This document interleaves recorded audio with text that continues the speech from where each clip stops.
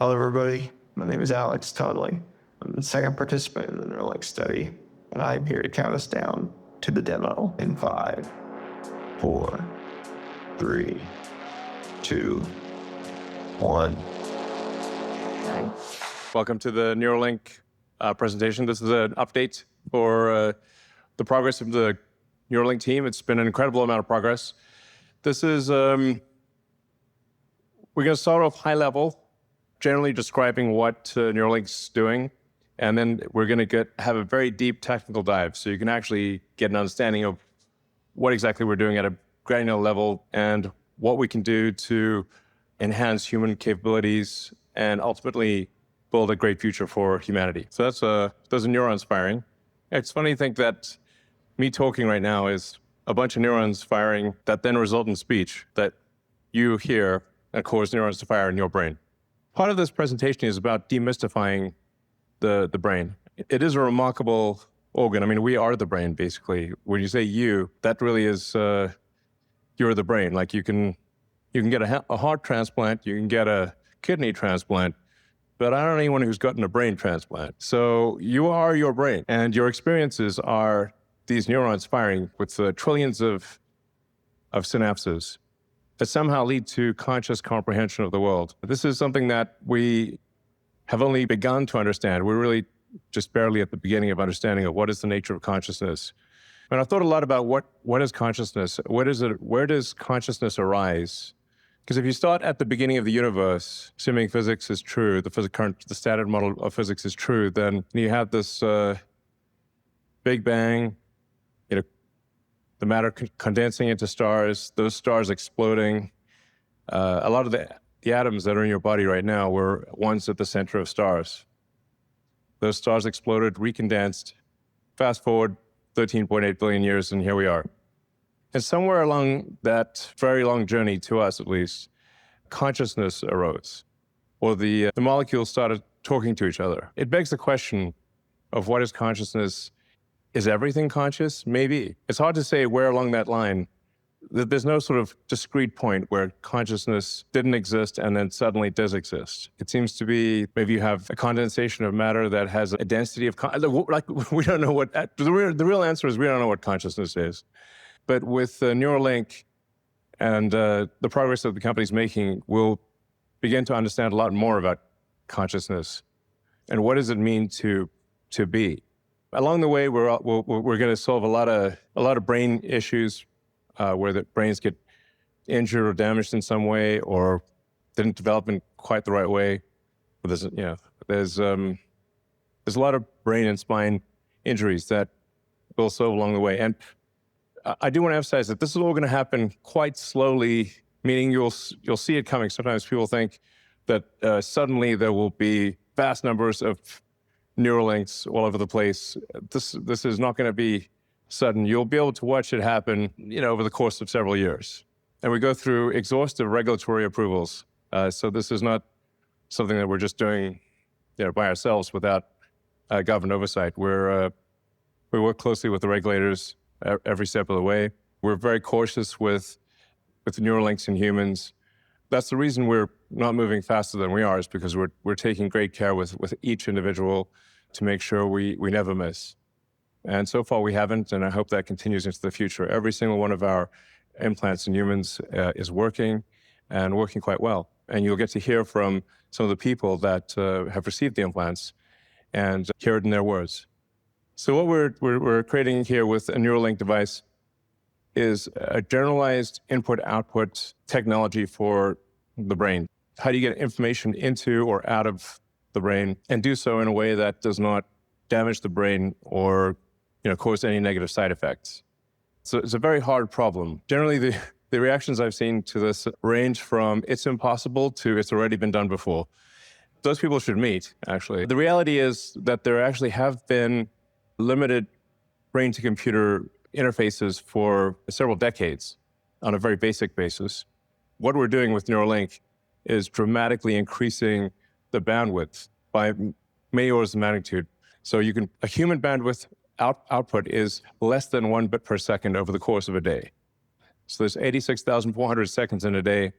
It's very rare for a person to do more than 86,400 bits of output per day. You'd have to be really talking a lot or typing all day, and you might exceed that. So what we're talking about here is going from maybe 1 bit per second to ultimately megabits and then gigabits per second, and the ability to do consensual telepathy. Now, the input to the brain is much higher, especially because of vision. Depending upon how you count it, it might be on the order of a megabit or in the megabit range for input, primarily due to sight.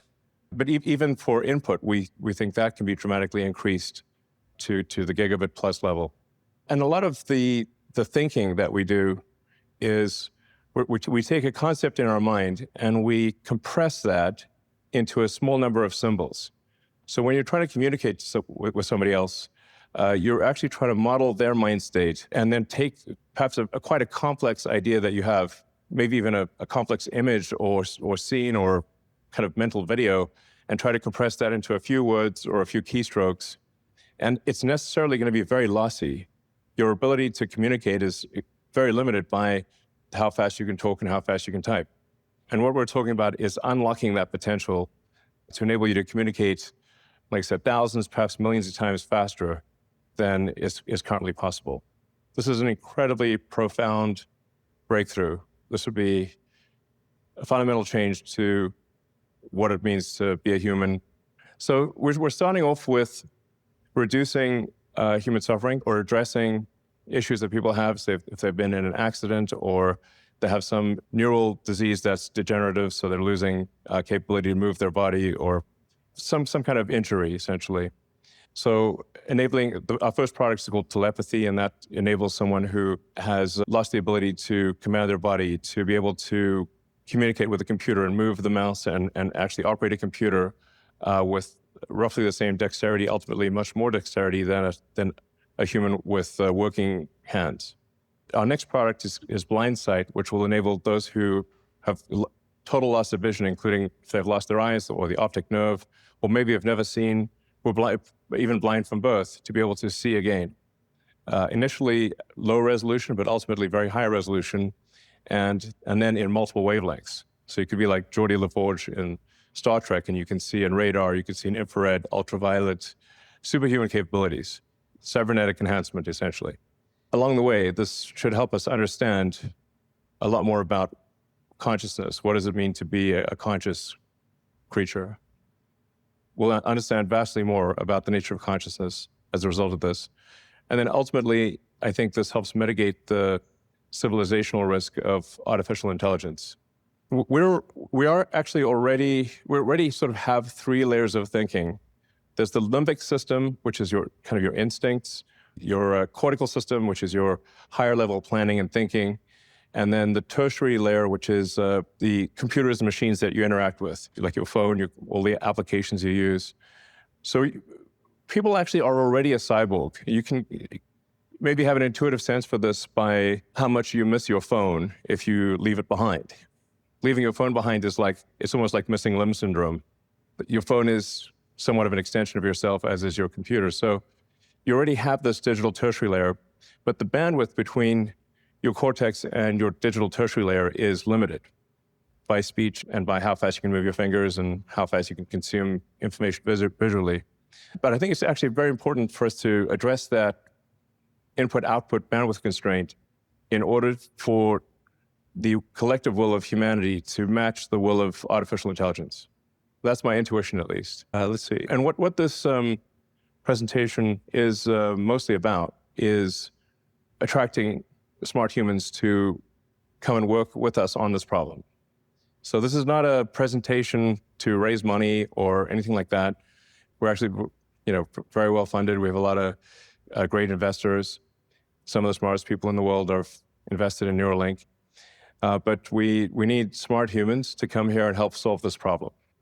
So with that, let's proceed. Hey, everyone. My name is DJ. I'm a co-founder and president of Neuralink. And as Elon mentioned, well, actually, we're standing in the middle of our robot space. We have a stage set up, but this is actually where some of the next generation, most advanced surgical robots are being built. So welcome to our space. It's important to highlight that this technology is not being built in the dark. This is not a secret lab where we're not sharing any of the progress. In fact, we're actually sharing the progress very openly, and as well as also telling you exactly what we're going to be doing. And we're hoping to progress on that as diligently and as safely and as carefully as possible. So to start off, 2 years ago when we did our previous fundraising round, we outlined this path and timeline to first human. And we currently have a clinical trials in the US for a product that we call telepathy, which allows users to control phone or computer purely with their thoughts. And you're going to see how we do this and what the impact that this has had. And not only have we launched this clinical trial, but as of today, we have 1 but 7 participants, and we have an approval. And we also have an approval to launch this trial in Canada, UK, and the UAE. So I guess before we dive into what this technology is and what we built, but I wanted to quickly share a video with you guys of when our first 5 participants met each other for the first time. So here you go. All right. We have everyone together. What's up, guys? Thanks, everybody, for joining. Definitely want to introduce all of you. Yeah, I'm Nolan, aka P1. My name's Alex. I am the second participant in the Neuralink study. I am Brad Smith, the ALS cyborg P3. My name is Mike, G4, and ALS electritis. Yeah, I'm RJ. I'm P5. And I guess I'm kind of the newest one to the team here. So, yeah, appreciate it, Nolan. Trailblazer. Somebody's got to go first, man. That was you. Appreciate that. What's been your favorite thing you've been able to do with the Neuralink so far?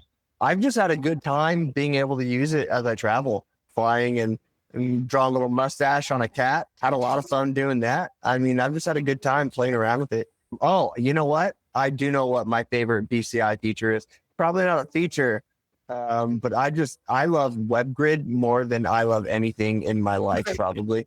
I think I could play that game nonstop forever. Has to be Fusion 360. Being able to design parts, design the hat logo with the BCI. Oh, that's what's up. Pretty sweet. That's sweet. Yeah. Yep.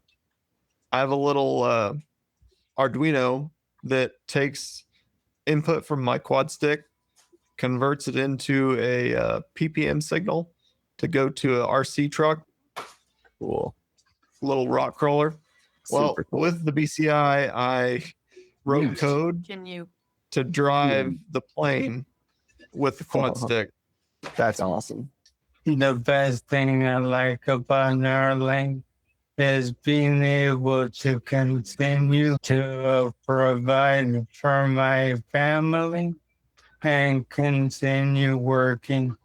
I think my favorite thing is probably being able to turn on my TV.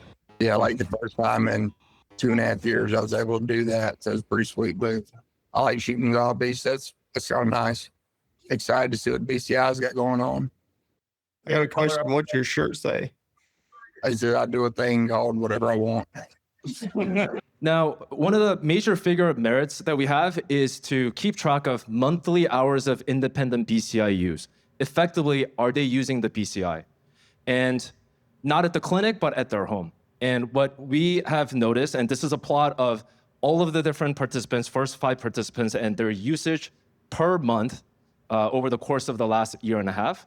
And we're averaging around 50 hours a week of usage, and in some cases, peak usage of more than 100 hours a week, which is pretty much every waking moment. So I think it's been incredible to see all of our participants demonstrating greater independence through their use of BCI. Not only that, we've also accelerated our implantation cadence as we've amassed evidence of both clinical safety as well as value to our participants. So to date, we have 4 spinal cord injury participants as well as 3 ALS participants, with the last 2 surgeries happening within 1 week of each other. And we're just beginning. This is just tip of the iceberg. Our end goal is to really build a whole brain interface. And what do we mean by whole brain interface? We mean being able to listen to neurons everywhere, be able to write information to neurons anywhere, be able to have that fast data wireless transfer to enable that high bandwidth connection from our biological brain to the external machines, and be able to do all of this with fully automated surgery, as well as enable 24 hours of usage. And towards that goal, we're really working on 3 major product types. Elon mentioned earlier that our goal is to build a generalized input-output platform and technology to the brain. So for the output portion of it, which is extremely slow through our meat sticks, as Elon calls them, meat hands that are holding the mics, we're starting out with helping people with movement disorders, either through where they lost the mind-body connection, either through a spinal cord injury, ALS, or stroke, be able to regain some of that digital as well as physical independence through a product that we're building called telepathy. And this is our opportunities to build a high-channel read and output device. On the input side of things, there's opportunities for us to help people that have lost the ability to see, be able to regain that sight again through a product that we're calling Blind Sight. And this is our opportunity to build high-channel write capabilities. And last but not least, be able to also help people that are suffering from neurological, debilitating dysregulation or psychiatric conditions or neuropathic pain by inserting our electrodes in reaching any brain regions to be able to insert them not just on the cortical layer, but into the sulci as well as deeper parts of the brain, the so-called limbic system, to really enable better opportunities to just regain some of that independence. Our North Star metrics is 1, increasing the number of neurons that we can interface with, and 2nd, to expand to many diverse areas, any parts of the brain, starting with microfabrication or lithography to change the way in which we can actually increase the number of neurons that we can see from a single channel, and also doing mixed signal chip design to actually increase the physical channel count, to increase more neurons that we can interface to sort of allow more information from the brain to the outside world. And then, everything we built from day one of the company has always been read and write capable. And with telepathy, our first product, the focus has been on the read capabilities or the output. And we want to hone in on our write capability and also show that through accessing deeper regions within the visual cortex, that we can actually achieve functional vision. So now, just to step you through what the product evolution is going to look like in the next 3 years, today what we have is 1,000 electrodes in the motor cortex, the small part of the brain that you see in this animation called the hand knob area, that allows participants control computer cursors as well as gaming consoles. Next quarter, we're planning to implant in the speech cortex to directly decode attentive words from brain signals to speech. And in 2026, not only are we going to triple the number of electrodes from 1,000 to 3,000 for more capabilities, we're planning to have our first blind sight participant to enable navigation. And in 2027, we're going to continue increasing channel counts, probably another triple, so 10,000 channels, and also enable, for the first time, multiple implants. So not just one in motor cortex, speech cortex, or visual cortex, but all of the above. And finally, in 2028, our goal is to get to more than 25,000 channels per implant, have multiple of these, have ability to access any part of the brain for psychiatric conditions, pain, dysregulation, and also start to demonstrate what it would be like to actually integrate with AI. And all this is to say that we're really building towards a set of fundamental foundational technology that would allow us to have hundreds of thousands, if not millions of channels with multiple implants for whole brain interfaces that could actually solve not just these debilitating neurological conditions, but be able to go beyond the limits of our biology. And this vertical integration and the talented team that we have at Neuralink has been and will continue to be the key recipe for rapid progress that we will be making. Just to recap real quick, Neuralink is implanted with precision surgical robot. It's physically invisible. And 1 week later, users are able to see their thoughts transform into actions.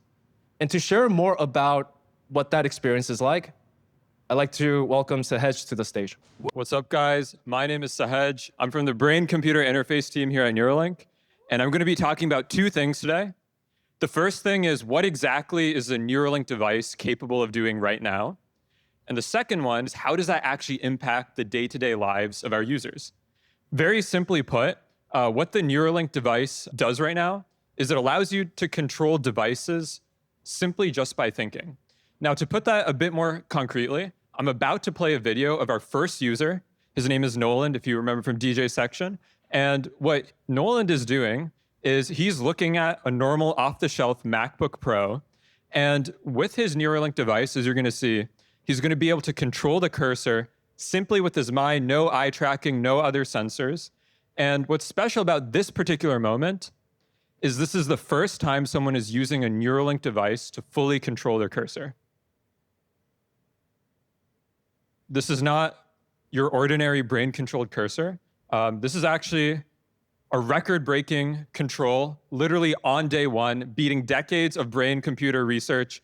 And I'm about to show you the clip on day one, Nolan breaking the BCI world record. Whoa! Oh, shit. Yeah, son. Oh, well done, man. Well done. Wait, He's a new world record holder. Oh, no. What is the first there? He's all the confetti. You're supposed to surprise this small for one of us. I thought it was higher. I thought I would have to get to 5 or something. Oh my gosh, that's crazy. It's pretty cool. Another really fun thing you could do with the Neuralink device outside of controlling a computer cursor is you could actually plug it in through USB through a lot of different devices. And here we actually have Nolan playing Mario Kart. Now, what's special about this particular clip is Nolan is not the only cyborg playing Mario Kart in this clip. We actually have a whole community of users, as mentioned earlier, and this is literally 5 of our first users of Neuralink playing Mario Kart together over call.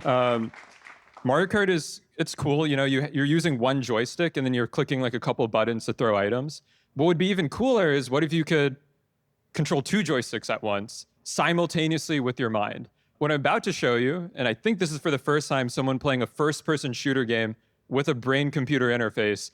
This is Alex and RJ playing Call of Duty, controlling one joystick to move and then the other joystick to, like, point your gun and then shooting people as a button. Here's Alex shooting another person. Yikes. Oh, dear God. Whoa, that I know I do, but I want him to freaking shoot. He won't when I do. RJ, Alex got you. I know, dude. He shot me in the face. Now that we have a bit of a sense of what the BCI can do, a very important question to answer is, how does this impact the day-to-day lives of the people that use it every day? So I'm about to show you a clip, going back to Nolan for a second, where he talks. We simply just asked him randomly during a day how he enjoys using the BCI a couple months ago. And this is his candid reaction. I work basically all day from when I wake up, trying to wake up at like 6 or 7 a.m. and I'll do work until session. I'll do session and then I'll work until, 11, 12 p.m. or 12 a.m. Wow. I'm doing I'm learning my languages. I'm learning my math. I'm relearning all of my math.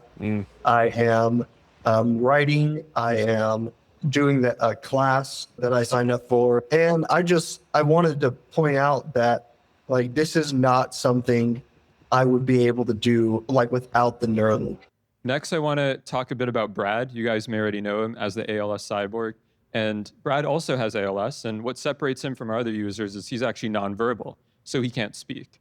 Why this is pretty relevant is he relies, at least before the Neuralink, on an eye gaze machine to communicate.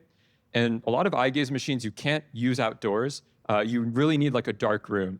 So what this means is for the last 6 years since Brad's been diagnosed with ALS, he's really unable to leave his house. Now with the Neuralink device, we're going to show you a clip of him with his kids at the park, shot by Ashley Vance and the team. Okay, you guys ready? No, I'm first taking. I am absolutely doing more with Neuralink than I was doing with eye gaze.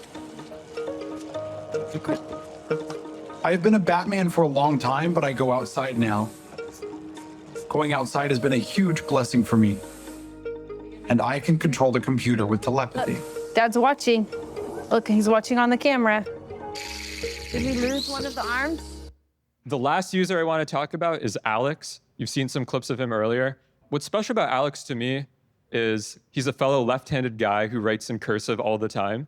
And what he mentioned is since a spinal cord injury from like 3-4 years ago, he's been unable to just like draw or write. And he always brags about how good his handwriting was. So we actually got to put it to the test. We gave him a robotic arm. And I think this is the first time he tried using the robotic arm to write anything. And this is a sped up version of writing at the convoy trial and drawing something. Now, yeah, controlling a robotic arm is cool, but this one has a clamp. And what would be cooler is if you could decode the actual fingers, the actual wrist, all the muscles of the hand in real time. Just in the past couple of weeks, we were able to do that with Alex, and you're about to see him and his uncle playing a game. Rock, paper, scissors, shoot. Rock, paper, scissors, shoot. Rock, paper, scissors, shoot. Rock, paper, scissors, shoot. That was scissors. Rock. Bullshit. Whoa.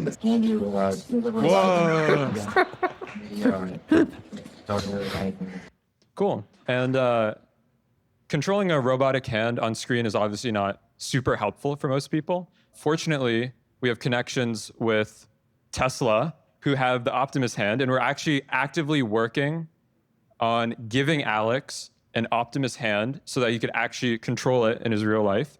And here's an actual replay of the end of that video using Alex's neural signals on an Optimus hand.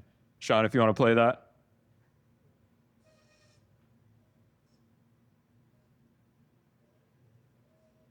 Yeah. Actually, let me maybe add a few things to that, which is as we advance the Neuralink devices, you should be able to actually have full body control and sensors from an Optimus robot. So you could basically inhabit an Optimus robot. It's not just the hand, the whole thing. So you could like basically mentally remote into an Optimus robot and be kind of cool. The future is going to be weird, but pretty cool. Now, another thing that can be done also is like for people that have, say, lost a limb, lost an arm or a leg or something like that, then we think in the future we'll be able to attach an Optimus arm or legs. And so you kind of like, I don't know if you remember that scene from Star Wars where Luke Skywalker gets his hand, chopped off with a lightsaber and he gets kind of a robot hand. And I think that's the kind of thing that we'll be able to do in the future, working with Neuralink and Tesla, so that it goes far beyond just operating a robot hand, but replacing limbs and having kind of a whole body robot experience. And then I think another thing that will be possible, I think is very likely in the future, is to be able to bridge where the damaged neurons are. So you can take the signal from the brain and transmit that signal past where the neurons are damaged or strained to the rest of the body. So you could reanimate the body so that if you have a Neuralink implant in the brain and then one in the spinal cord, then you can actually bridge the signals and you could walk again and have full body functionality. Obviously, that's what people would prefer, to be clear. We realize that would be the preferred outcome. And so that even if you have a broken neck, or you could still, we believe, I'm actually, at this point, I'd say fairly confident that at some point in the future, we'll be able to restore full body functionality. Yeah, so hello everyone. My name is Nir, and I'm leading the BCI application group. And I think the videos that Sahej just showed with you, I probably watched them maybe thousands of times, but still I get a goosebump every time I watch them. And I think this is one of the cool perks here at Neuralink when you get a job, is that you might get goosebump every week, or maybe every few days in good weeks. And this is really fun. As an engineer, it's really cool because you can build a new feature, you can build a new machine learning model, a new software feature, and test it on the same day with the participant and get feedback. And you already saw with our first device, telepathy, that we can address a very diverse needs of the different users that we have, from moving a cursor to playing games, to move a robotic arm with multiple fingers. And we could not have done it without the Neuralink device. The Neuralink device gives us something that no other device can give us, which is a single neuron recording from thousands of channels simultaneously. The telepathy product is basically recording the neural activity from the small area in the motor cortex that involve in execution of hand and arm movements. But if we go only about 2 or 3 inches below, there's another brain area that's involved in execution of speech. And with the same device, with the same machine learning model architecture, the same software pipeline, the same surgical robot, we can have a new application. And we can do it very quickly. It's really interesting that if we can decode someone's intention to speak silently, a non-vocal communication, we can use that to revolutionize the way we interact with computers, with technology, and with information. Instead of typing with your finger or like moving the mouse or talking to your phone, you'll be able to interact with computer with the speed of thought. It will make this interaction much faster and much more intuitive. The computers will understand what you want to do. And we can also expand that to AI.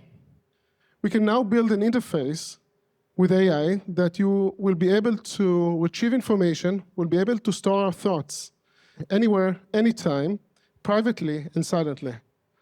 Again, because we build a fundamental technology, a platform, and we do everything in-house. We own the entire stack from neurons to pixels on the user's computer. Now I'll pass it to Ruz to talk about UI for BCI. Thank you, Nir.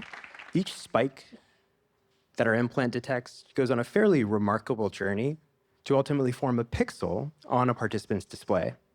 And that experience starts with, of course, unboxing. The very first time that a participant pairs to and meets their implant, this invisible part of their body, and sees their own spikes materialized across the display. From there, they'll go into body mapping and actually imagine moving their arm again and get a feel for what feels natural to them and what doesn't. And they'll take that into calibration, using one of those motions to actually move a cursor again, iteratively refining their control as they go throughout this process until, finally, they're teleported back to their desktop and can experience the magic of neural control for the very first time.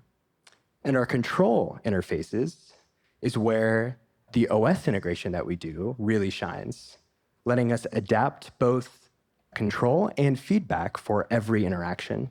So for familiar interactions like scrolling, we can surface an indicator over the scrollable parts of the display, add a touch of gravity to automatically pop a participant's cursor onto that indicator as they approach, show the actual velocities that we decode inside of it, and add a bit of momentum to those velocities to carry them forward as they glide across the page.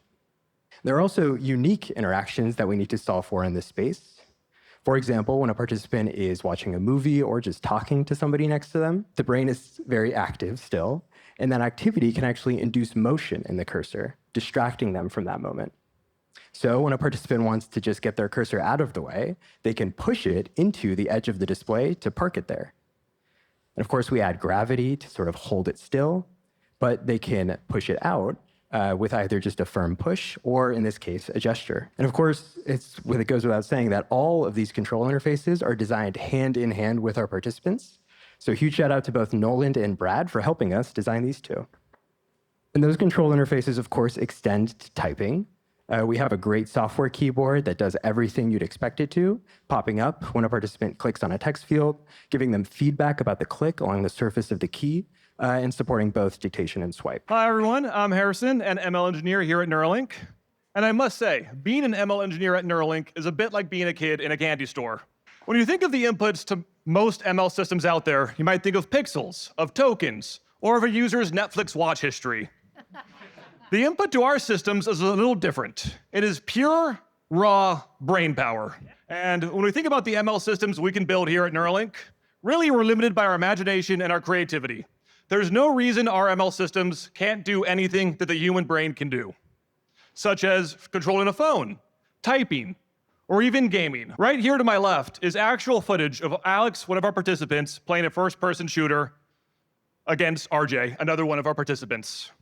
Now, for those unfamiliar with first-person shooters, this is not a trivial feat. It requires 2 fully independent joysticks, or 4 continuous degrees of control, as well as multiple reliable buttons. Now, contrary to popular belief, the Neuralink does not simply read people's minds. It's simply reading neuronal activations corresponding to motor intent. So one of the fun challenges with this project was figuring out which motions were going to be mapped to the joystick. We started with the typical left thumb and right thumb, but quickly found that the dominant hand overshadowed the non-dominant hand. My personal favorite is we had one of our participants imagine walking for the left joystick and aiming for the right joystick. So in game, they were simply doing naturalistic motions, like you might do in virtual reality in Ready Player One. And that was really cool to watch.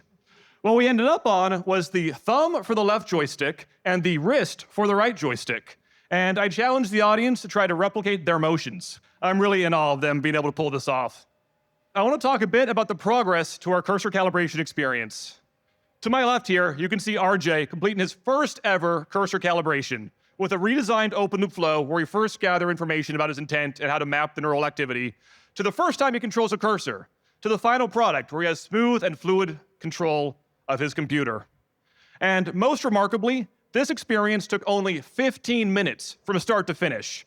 15 minutes from no control to fluid computer use. Contrast that to a year and a half ago with P1, where that was multiple hours to get to the same level of control and several engineers standing around a table pulling their hair out.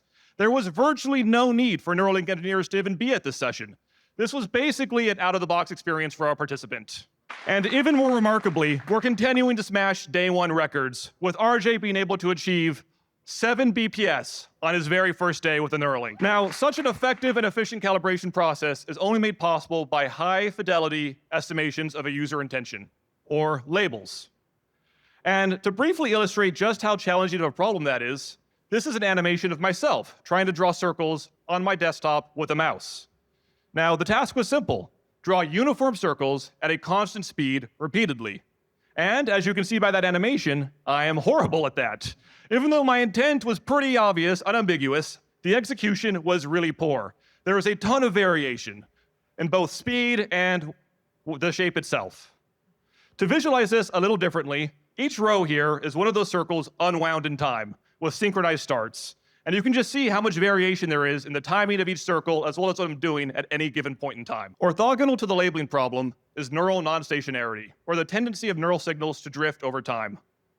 And I think that's honestly a beautiful thing, right? If your neural signals didn't drift, you couldn't grow. When you wake up the next day, you're not the same person you were the day before. You've learned, you've grown, you've changed. And so too must your neural data change. This animation here is a simple illustration of the learned representation by the decoder and how it drifts the further away we get from the day it was trained on. This is one of the key challenges we need to solve here at Neuralink to unlock fluid and product-level experience for our users. Hey everyone, my name is Joe. Blind Sight is our project to build a visual prosthesis to help the blind see again. Users would wear a pair of glasses with an embedded camera and receive an implant in their visual cortex. Scenes from the environment are recorded by the camera and processed into patterns of stimulation delivered to the brain, causing visual perception and restoring functionality. Now, Blind Sight will be enabled by placing our implant into visual cortex. This is a new brain area for us, and this brings new opportunities and challenges. So the surface of the brain for visual cortex represents just a few degrees of angle in the center of the visual field. Larger fields of view are represented deep within the cortical folds of the calcarine fissure. Our threads are able to access these deeper structures, providing the possibility of restoring vision over a functionally useful visual field. So the N1 implant has had experimental stimulation capabilities for quite some time, but our new S2 chip is designed from the ground up for stimulation. It provides over 1,600 channels of electrical stimulation, high dynamic range recording capabilities, and a wide range of microstimulation currents and voltages. We can achieve these capabilities because we're vertically integrated and we designed this custom ASIC in-house. Similarly, we design and fabricate our electrode threads in-house.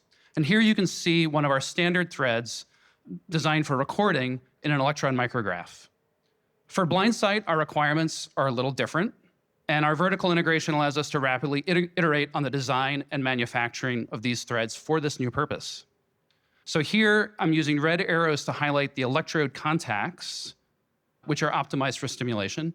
And as you can see, they're a little bit larger, which results in a lower electrical impedance for safe and effective charge delivery, which is important for Blind Sight. Now, how can we calibrate our implant for Blind Sight?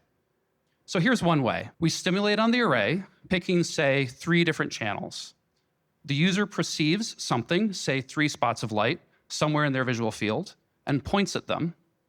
We track their arm and eye movements and repeat this process for each of the channels on the array. And here's what a simulated example of a blind sight vision could look like after calibration. Now, I showed you how for blind sight, we need to insert threads deeper into the brain than we have previously. And doing this requires state-of-the-art medical imaging. So we worked with Siemens to get some of the best scanners on Earth. We built out our imaging core from scratch in the past year. Actually, it was faster than that. It was about 4 months from dirt to done. Since bringing the scanners online, we've scanned over 50 internal participants, building out a database of human structural and functional anatomy. What can we do with the imaging information from these scanners? So medical imaging can be used for surgical placement. It lets us parcelate out brain regions by their function. And we use our imaging capabilities to refine the placement for telepathy. It also gives us the capability to target new brain regions for future products, such as blind sight or our speech prosthesis. And we're working towards more capabilities. So one-click automated planning of surgery from functional images to robot insertion targets. Here you can see a screen capture from one of our in-house tooling to do end-to-end surgical planning. You can see a region of motor cortex known as hand knob, and the thread trajectory plans that'll be sent directly to the robot. This is a really incredible degree of automation that's only possible because we're controlling the system from one end to the other. My name's John, and I lead the robot mechanical team. This is our current R1 robot. It was used to implant the first 7 participants. This robot works really well, but it has a few flaws, one of which is the cycle time is rather slow. So to insert each thread, it takes, in a best case scenario, 17 seconds. And many cases, external disturbances cause us to have to retry to grasp that thread and then reinsert it. To scale our number of neurons accessed through higher channel count, increased numbers of threads, we need to have a much faster cycle time. So let me introduce our next generation robot, which is right here. Through rethinking the way that we hold the implant in front of the robot by holding it directly in front on the robot head, we're able to achieve an 11 times cycle time improvement. So each thread takes 1.5 seconds. We also scale up a lot of surgery workflow process improvements through deleting the separate operator station and implant stand. Now, the outside of the robot looks pretty similar between the two, but it's what's inside that really counts. Each system has been redesigned from the ground up with a focus on reliability, manufacturability, serviceability, and using a lot of our vertical integration techniques, it's enabled us to have a lot more control of the system end to end. Now, that fast cycle time doesn't mean much if it's not compatible with a significant portion of the human population. Prior to each surgery, we scan a participant's anatomy and ensure that they will be compatible with the robot and vice versa. Unfortunately, the robot isn't compatible with everyone, so we had to extend the reach of the needle in the next generation robot, and now we're compatible with more than 99% of the human population. We've also increased the depth that the needle can insert threads. Now it can reach more than 50 millimeters from the surface of the brain, accessing and enabling new indications. We have to produce a ton of custom sterile components for each surgery. We actually supply more than 20 of these parts.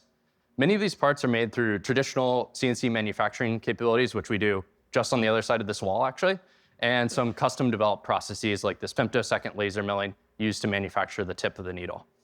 Now, these processes take quite a bit of time, effort, and cost. So let's take a look at how we're going to reduce costs and time for one of the components. So the current needle cartridge has a total cycle time of about 24 hours, and the machine components cost about $350. The final assembly is performed by a set of highly skilled technicians.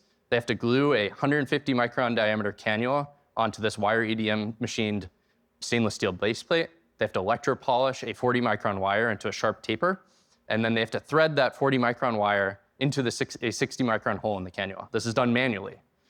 And then they finally have to laser weld all the components together. Next generation needle cartridge takes only 30 minutes of cycle time and $15 in component. We were able to delete the wire EDM machined base plate and the cannula gluing step by switching to an insert mold it component. So we get a box of these base plates with the cannulas already installed for 1,000 of them for a couple, $5, $10 a piece. We also deleted the electropolishing step with the revised needle tip geometry, which is also compatible with inserting the threads through the dura. We have a few revised manufacturing techniques to delete the manual threading through basically a funnel, rather simple, but it has been a big impact. And then we're able to delete the laser welding through using crimping. Hi, I'm Julian. I'm one of the leads on the implant team. So The way humans communicate today, if they want to output information, is by using their hands and their voice, as I'm doing right now. And if you want to receive information, you use your ears and your eyes. And of course, that's how you're receiving this very talk. But we've built this implant. And this implant is very special because it is the first time that we're able to add a completely new mode of data transfer into and out of the brain. If you look at this device in a nutshell, it's really just sampling voltages in the brain and sending them over radio. But if you zoom out and look at the system from end to end, what you actually see is that we're connecting your brain or a biological neural net to a machine learning model or a silicon neural net on the right-hand side. And I actually think this is really elegant because the machine learning model on the right-hand side is in fact inspired by neurons on the left-hand side. And so in some sense, we're really extending the fundamental substrate of the brain. For the first time, we're able to do this in a mass market product. That's a very, very special piece of hardware. So these are some of the first implants that we ever built. There are electrodes that were made with our in-house lithography tools. We have custom ASICs that we also designed in-house. And this was really a platform for us to develop the technology that allows us to sense micro-level volts in the brain across thousands of channels simultaneously. We learned a lot from this, but as you'll notice in the right two images, there are USB-C connectors on these devices. These were not really the most implantable implants. This next set of images are the wireless implants. And there was a complete evolution that we went through to add the battery, the antenna, the radio, and to make it actually fully implantable. Once it's implanted, it's completely invisible. It's very compact, it's modular, and it's a general platform that you can use in many places in the brain. Going from that top row to the bottom row is very challenging. The implant you see on the bottom right here is in fact the device that we have working in 7 participants today, and it's augmenting their brain every day and restoring their autonomy. But getting to that point involved a huge number of formidable engineering challenges.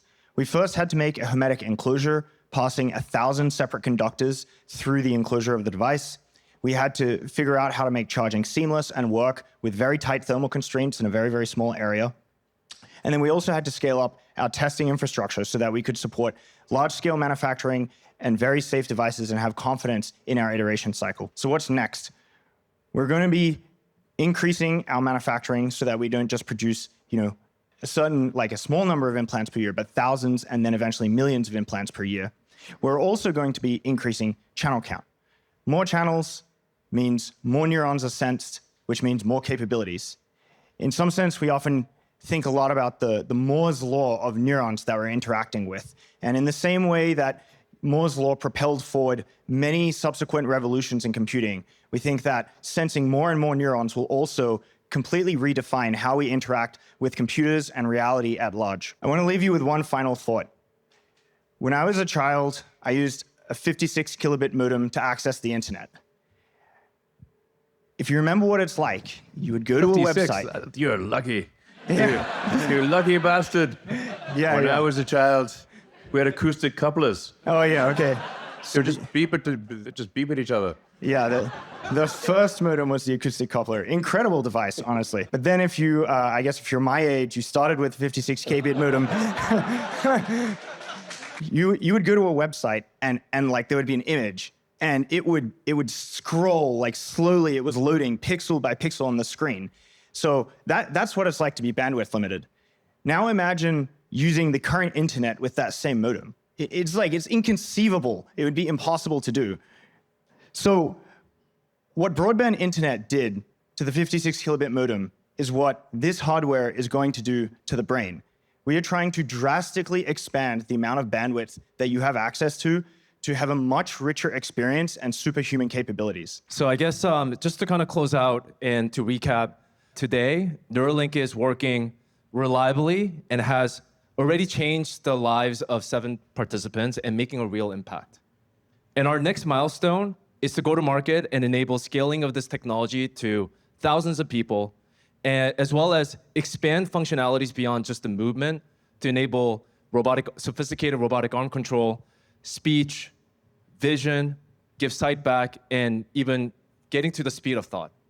I hope you got a good sort of sample of our technology stack and the challenges that we have. And I'd like to hand over the mic to Elon for any closing remarks. We're trying to give you a sense of the depth of talent at Neuralink. There's a lot of really smart people working on a lot of important problems. This is one of the most difficult things to actually succeed in creating and have it work at scale and be reliable and available for millions of people at an affordable price. A super hard problem, and we'd like to have you come join and help us solve it. Thank you.